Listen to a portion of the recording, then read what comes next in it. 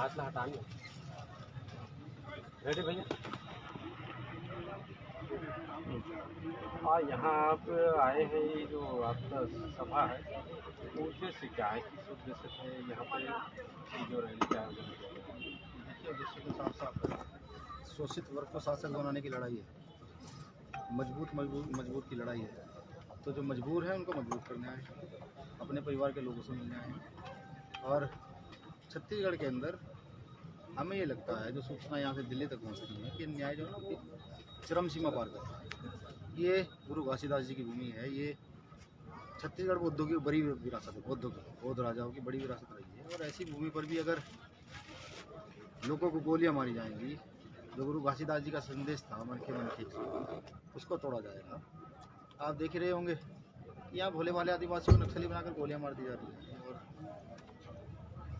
मैं बता नहीं सकता कि मन अंदर से बहुत दुखी है कि ऐसे लोगों को, जिनकी इस देश की जंगल जमीन में बड़ी हिस्सेदारी है, जिनके आर्थिक, सामाजिक और राजनीतिक उत्थान के लिए लगातार सरकार को प्रयासरत रहना चाहिए, लेकिन उनको ये सिला दिया जा रहा है कि उनकी जंगल जमीन छीन कर उनको गोलियां मारी।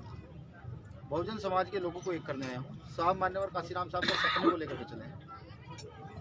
बहुजन समाज को एकजुट करके, इन टूटी फूटी जातियों को सबको इकट्ठा करके एक यहाँ पर मनखे एक समान जैसा राज स्थापित करने के लिए छत्तीसगढ़। वर्तमान परिदृश्य में जो देखा जा रहा है, यूपी चुनाव अभी होने वाली है, क्या लगता है उसमें एसपी पार्टी कोई भी पार्टी से संगठन या फिर उसमें सम्मिलित हो सकते हैं क्या, ऐसा कुछ? देखिए, मैं आपकी थोड़ी सी दिशा विहीन कर दूँ। देश की आज़ादी में यहाँ के बहुजनों का बहुत बड़ा हिस्सा है, दलितों का, आदिवासियों का, मुस्लिमों का बड़ा हिस्सा है। या सीधा मैं ये कहूँ, जो लोग न्याय के लिए लड़ते हैं ना, उनको कोई हरा नहीं पाता। हम लोग दो चीज़ जानते हैं, या तो जीतते हैं या सीखते हैं। हारने का शब्द क्या होता है, ये बीमारी मैंने आज तक नहीं सुना। छत्तीसगढ़ में भी जितनी लड़ाइयाँ हम लोगों ने लड़ी हैं, रायगढ़ में बहुत बड़ी लड़ाई हम लोग, हमारे साथी लड़ रहे हैं, लड़ी है, जीते हैं। और भी तमाम क्षेत्रों में जहाँ हम लड़ाई लड़े, जीते हैं।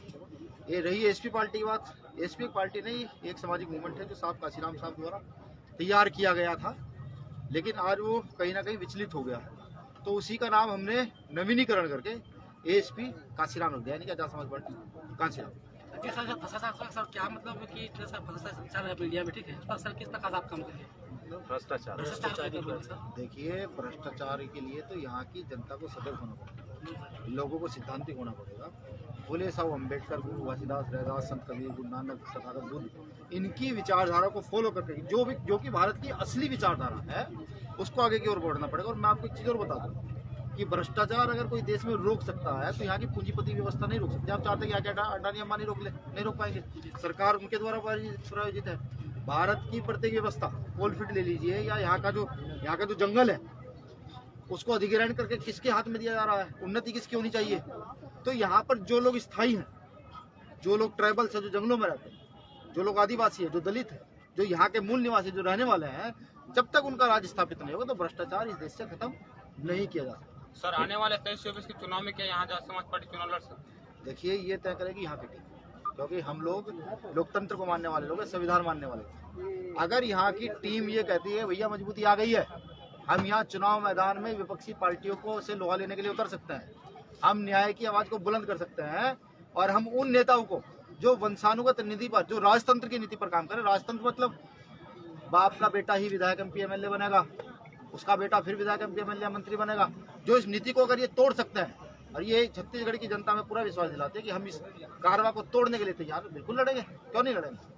कहीं न कहीं देखा जाए तो अभी एक मिशन के रूप में आपकी संस्था चल रहा था, लेकिन अगर राजनीतिक रुझानों को देखा जाए तो आपकी संस्था मिशन को छोड़कर पार्टी में कन्वर्ट हो सकता है। देखिए, भीम आर्मी भारत एकता मिशन पूर्णतः सामाजिक संगठन है, मिशन का संगठन है, कमीशन का संगठन नहीं है।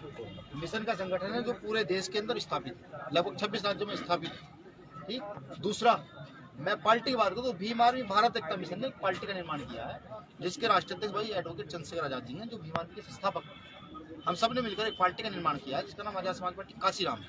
वो भी एक मिशन है, कमीशन नहीं है, समझ रहे हैं। तो जब पहले मिशन कमीशनों में तब्दील हुए, तभी तो इस नए मिशन का निर्माण हुआ।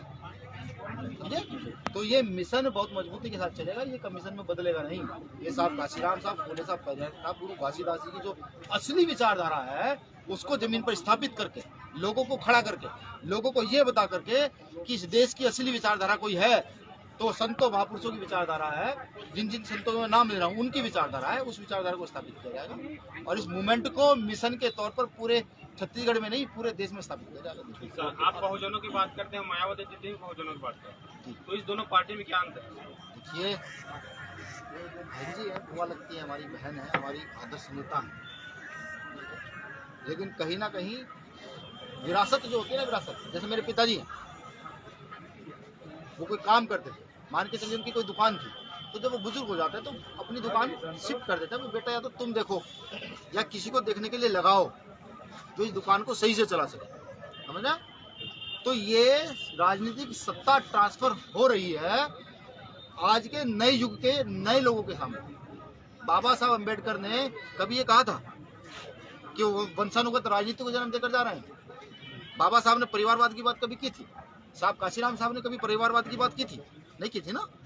तो साहब काशीराम साहब क्या चाहते थे कि राजकुमार जांगड़े जैसे लोग, दिनेश भाई जैसे लोग, इधर हमारे साथी बंजारा खड़ा और तमाम साथी, ये ऐसे लोग जो कैपेसिटी रखते हैं, जो शिक्षा का अधिकार लेकर शिक्षित हो गए हैं, जो जमीन को समझते हैं, जिनको भूख प्यास का पता है, कि ऐसे लोगों को मैं खड़ा कर कर देश की राजनीति में खड़ा करूंगा और इस देश में सीएम पीएम बनाऊंगा, इस देश में मुख्यमंत्री बनाऊंगा, इस देश में एमपी एमएलए बनाऊंगा और ये लोग जाकर के सड़क के लोगों की लड़ाई लड़े। समझ रहे? देखिए एक मजबूत में फैसला नहीं होता। मैं सर्वजन की बात तब करूंगा जब कहीं ना कहीं मैं यहाँ के बहुजन को बराबरी की ओर लेकर के जाऊंगा, जब यहाँ का आदिवासी अपने आप को समान समझने लगेगा, दलित समान समझने लगेगा, जब यहाँ के मुसलमान, सिख, ईसाई, बौद्ध, पारसी अपने आप को ये समझने लगेगा कि नहीं हम समान हैं और आर्टिकल 19 के तहत अपनी बात को मजबूती के साथ रख पाएंगे, तब जाकर के मैं सर्वजन की बात करूंगा। अन्यथा हम बहुजन की बात करने वाले लोग हैं 100% प्योरली। हम सबसे पहले भारत के बहुजन, भारत का जो मूल निवासी समाज है उसको स्थापित करेंगे, उसको मजबूत करना सर अंतिम कर सकते हैं आप। प्रेस कॉन्फ्रेंस चलो ठीक है। भाई